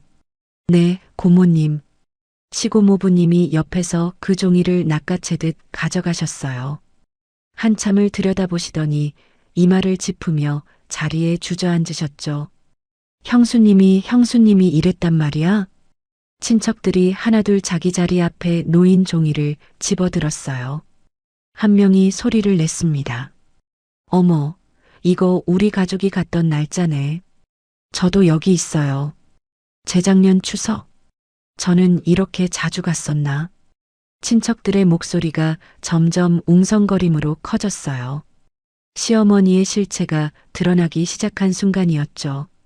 바로 그때 가게 문이 벌컥 열리며 119 구급대원 2명이 들이닥쳤어요. 환자분 어디 계세요? 여기에요. 여기 저희 어머니가 쓰러지셨어요. 남편이 구급대원을 향해 손을 흔들었습니다. 구급대원이 시어머니 곁에 무릎을 꿇고 앉아 혈압계를 팔에 감았어요. 환자분, 눈 좀 떠보세요. 시어머니는 눈을 감은 채 신음소리만 내셨습니다. 구급대원이 혈압 수치를 확인한 뒤 맥박도 짚어봤어요. 작은 심전도 기계를 꺼내 잠깐 확인하시더니 남편 쪽으로 고개를 돌리셨죠. 보호자님, 네, 어떻습니까? 혈압, 맥박, 심전도 다 정상 범위 아니십니다. 네, 쓰러지시긴 했는데 특별한 이상은 없으세요. 남편이 어리둥절한 표정으로 구급대원을 바라봤어요. 그럼 어떻게 되는 거예요? 심리적인 충격으로 오신 일시적 어지럼증 정도예요. 병원 이송이 필요한 상황은 아닙니다. 구급대원이 시어머니 어깨를 가볍게 흔들었어요. 어머님, 눈 떠보세요. 정신 드시죠? 시어머니가 실눈을 살짝 뜨셨다가 다시 감으셨어요. 구급대원이 조금 더 단호한 목소리로 말씀하셨죠. 어머님, 지금 상태 다 확인했습니다. 병원 안 가셔도 돼요. 시어머니가 그 말에 눈을 번쩍 뜨셨어요. 아니, 이렇게 뒷목이 뻣뻣한데도? 네, 어머님. 다 정상이세요. 시어머니의 얼굴이 다시 벌겋게 달아올랐습니다. 구급대원 2명은 짧게 인사를 하고 짐을 챙겨 그대로 철수했어요. 가게 문이 다시 닫히자 시어머니가 바닥에서 천천히 몸을 일으키셨죠. 시고모님이 손을 뻗어 부축하시려는데 시어머니가 그 손을 뿌리치셨어요. 아가씨, 됐어요. 새언니, 내가 알아서 일어날 테니 다들 좀 물러서요. 시어머니가 상 모서리를 붙잡고 겨우 자리에 앉으셨어요. 머리는 헝클어졌고 립스틱은 번져 있었죠. 한복 옷고름도 반쯤 풀려 있었습니다. 최 사장님이 그 앞에 다시 조용히 서셨어요. 박말순 손님, 결제 계속 진행하시겠습니까? 내가 지금 돈이 어디 있어? 카드가 다 안 된다잖아. 손님, 그럼 지불각서라도 우선 작성 부탁드리겠습니다. 뭐? 지불이 완료되지 않으면 저희 쪽에서 무전 취식으로 정식 신고할 수밖에 없어서요. 시어머니의 얼굴이 순식간에 하얘졌다가 다시 붉어졌어요. 뭐라고? 무전 취식? 손님, 계산이 안 된 상태로 30명분 식사를 하신 거니까요. 시고모부님이 그제야 자리에서 다시 일어나셨습니다. 사장님, 죄송합니다. 제 카드로 결제하겠습니다. 그러시겠습니까? 시고모부님이 지갑에서 카드를 꺼내 카운터 위에 올려놓으셨어요. 승인이 무사히 떨어졌죠. 카드 단말기에서 나온 영수증을 시고모부님이 접어 안주머니에 넣으시더니 이번엔 안쪽 다른 주머니에서 종이 한 장을 꺼내셨습니다. 형수님, 서방님, 왜요? 이거 서명 좀 부탁드립니다. 이게 뭐예요? 차용증입니다. 시어머니가 그 종이를 흘금 내려다보시더니 손을 부들부들 떨기 시작하셨어요. 서방님, 지금 나한테 차용증을 쓰라는 거예요? 형수님, 저도 이건 원칙대로 해야 합니다. 서방님, 다음 달까지 500만 원 갚으신다는 서명 부탁드립니다. 시고모님이 옆에서 눈을 질끈 감으셨어요. 시어머니는 종이를 노려보시다가 결국 볼펜을 낚아채듯 잡으셨습니다.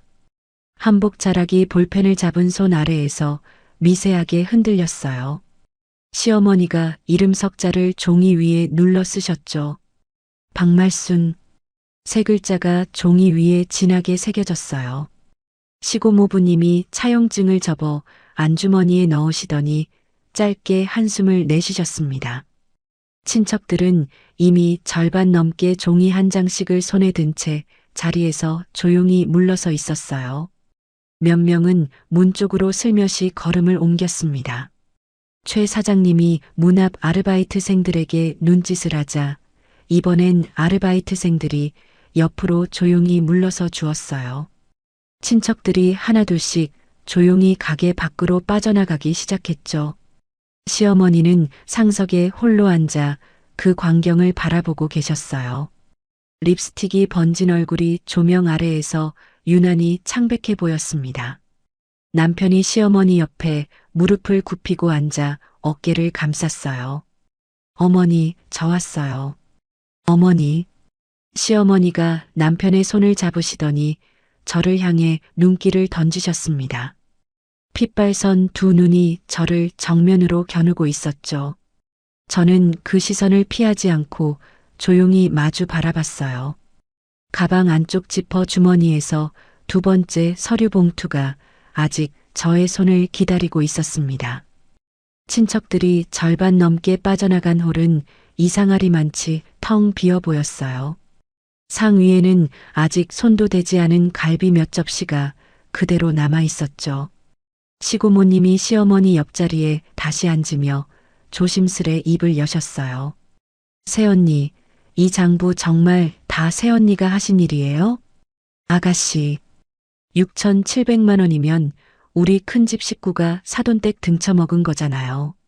시어머니가 아무 대답도 하지 못하셨어요. 시고모부님이 옆에서 종이를 다시 훑어보시더니 저를 부르셨죠. 수아야, 이 장부 말이야. 네, 고모부님. 이거 진짜 사돈 어른이 다 감당하셨던 거야? 네, 고모부님. 저희 아빠가 지난 10년 동안 한 번도 계산해달라는 말씀을 못 하셨어요. 어떻게 이런 일이. 딸인 저 앞에서 사돈 체면 지키신다고 계속 웃으시기만 했어요. 시고모님이 손등으로 눈가를 훔치셨어요. 수아야, 정말 미안하다. 이 고모가 알았어야 했는데. 고모님, 이 집안 어른이라는 사람이 이런 짓을 하고 있는지 정말 몰랐다. 바로 그때 남편이 자리에서 벌떡 일어났어요. 시어머니 옆에 서서 저를 향해 손가락질을 하셨죠. 당신 지금 뭐 하는 거야?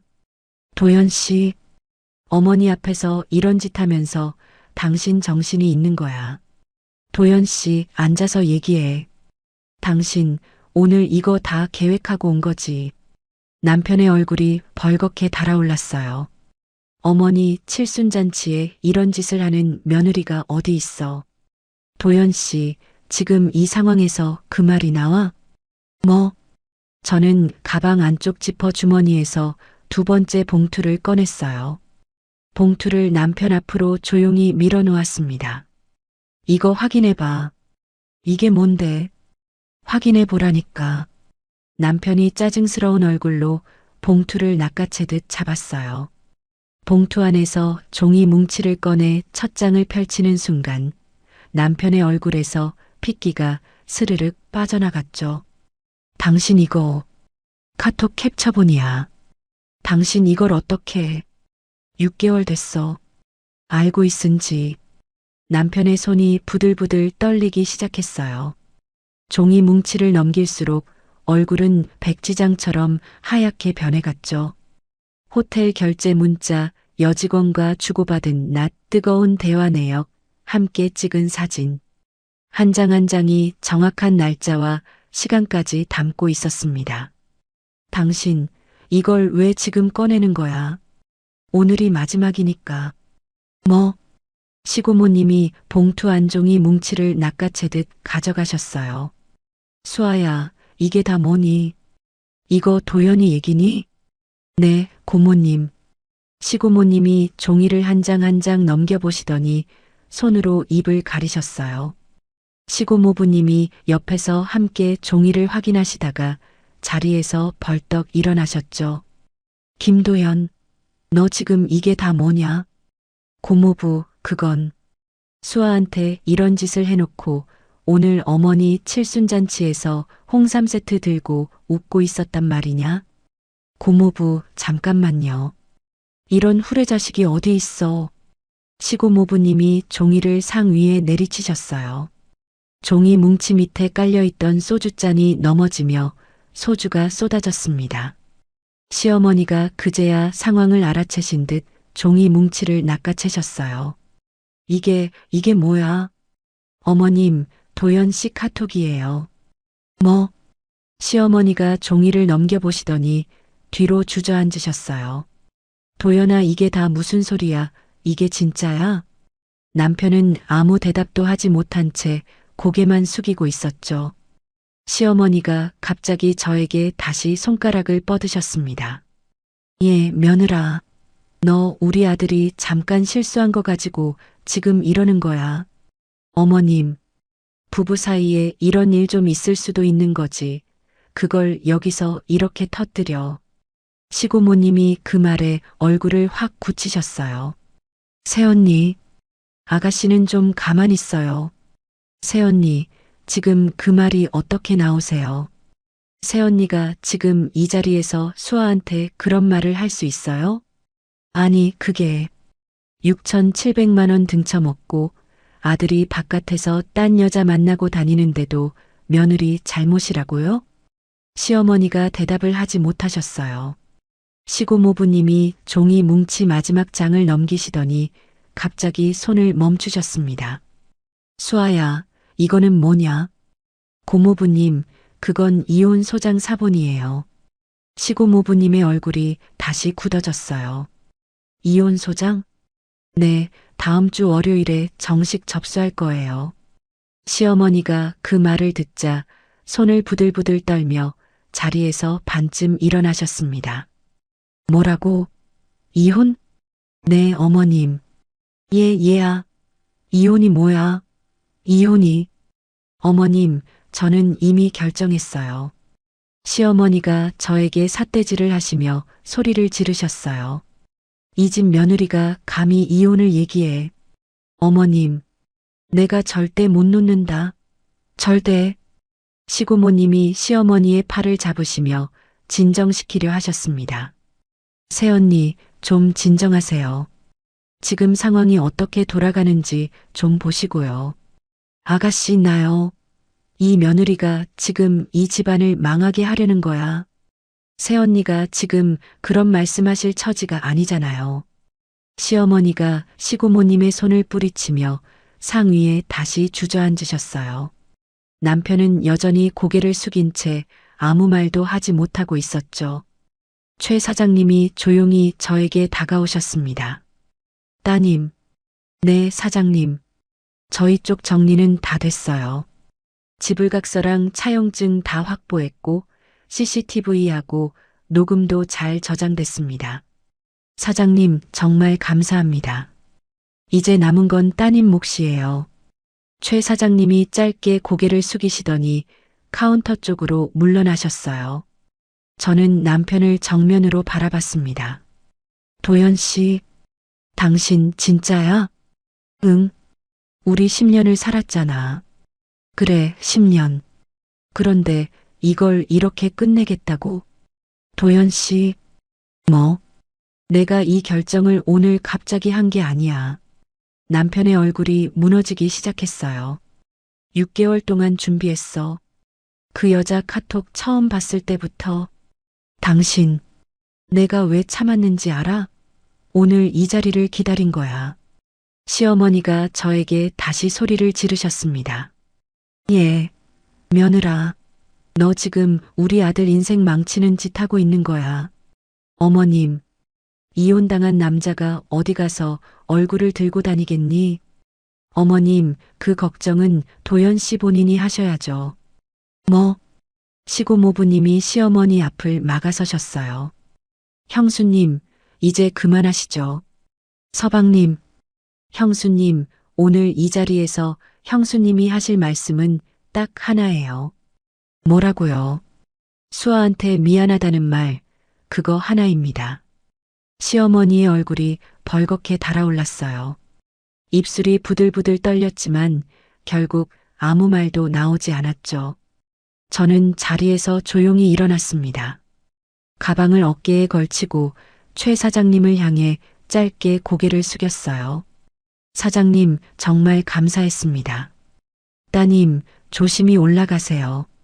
저는 홀 안을 한번 둘러봤어요.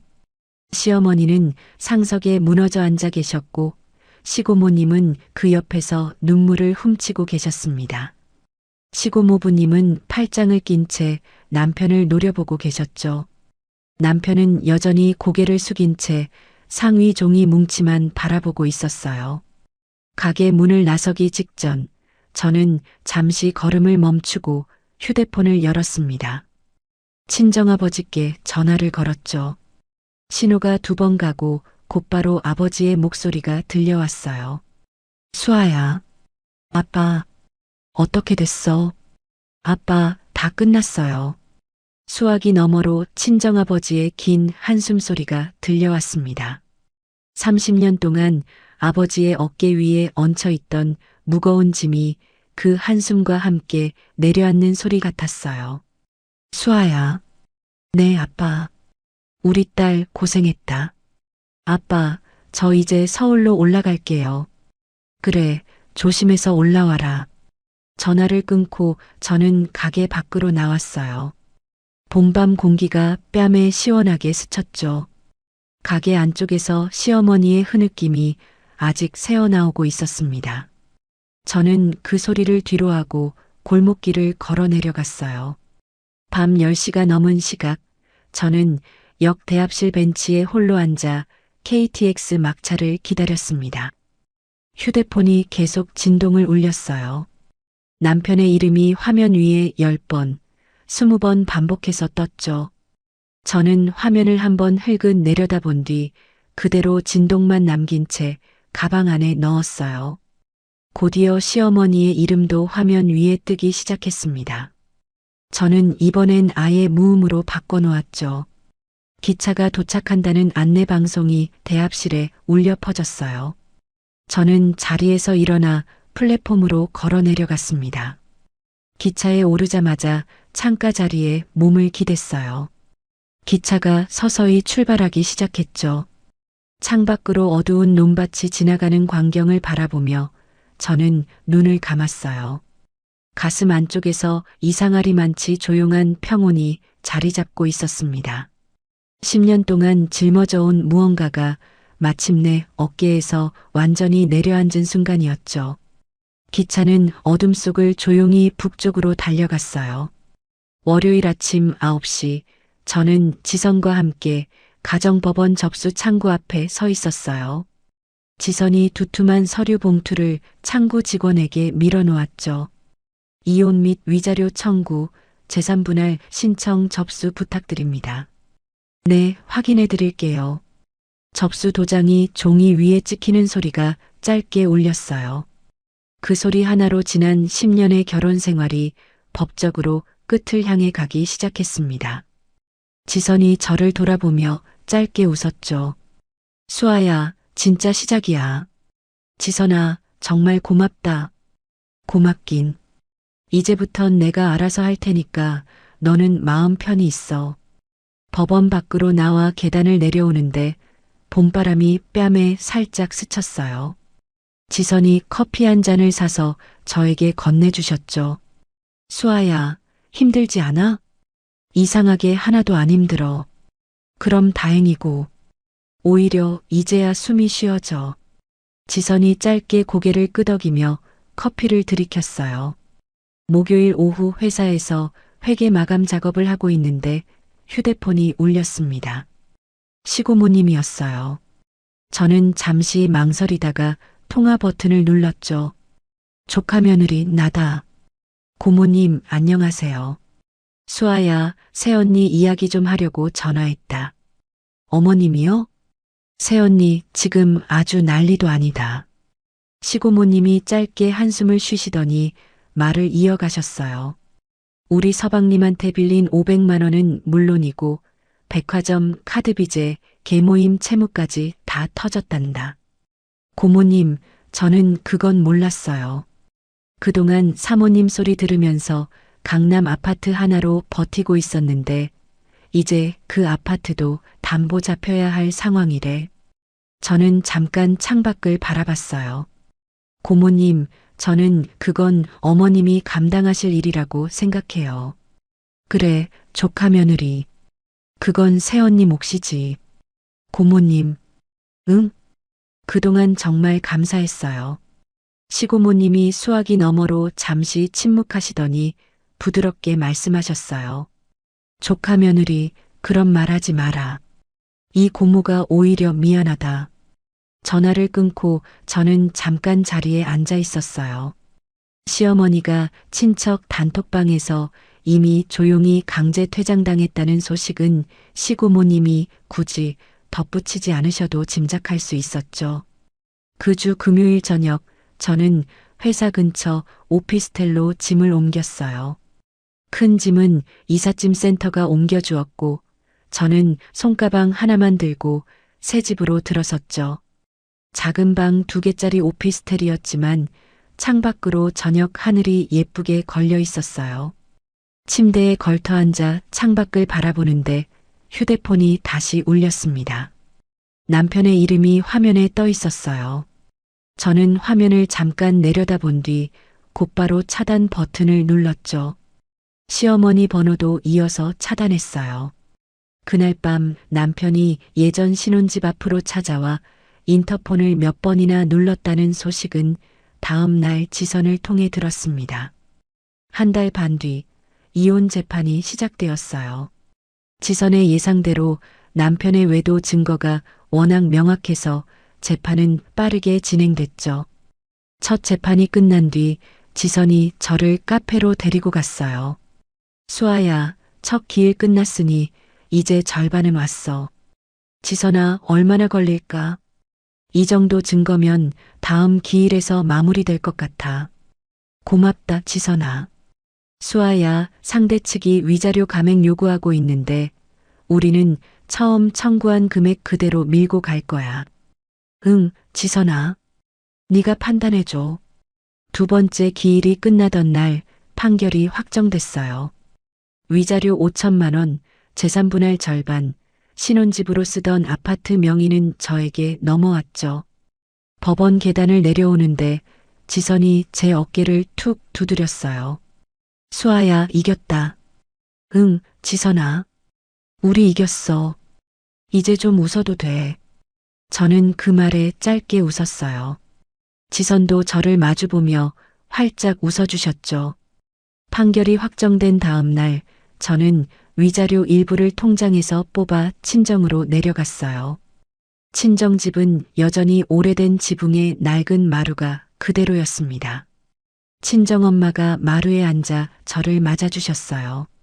수아야, 왔니? 엄마, 저 이거 좀 봐요. 저는 가방에서 리모델링 견적서를 꺼냈어요. 친정엄마가 종이를 받아들고 눈이 커지셨죠. 이게 뭐니? 엄마, 이 집 좀 고쳐드리려고요. 수아야, 이거 돈이 얼마인지 아니? 엄마, 이건 제 마음이에요. 주방에서 나오시던 친정아버지가 그 말을 듣고 걸음을 멈추셨어요. 수아야, 이런 큰 돈을 왜 우리한테? 아빠, 이거 30년 넘은 집이잖아요. 이제 좀 편하게 사셔야죠. 우리 딸. 아빠, 그리고 하나 더 있어요. 저는 두 번째 종이를 꺼냈습니다. 서울 대형병원 종합검진 예약 확인서와 아버지의 당뇨 치료 전문의 진료 예약서였죠. 친정아버지가 종이를 받아들고 오랫동안 말이 없으셨어요.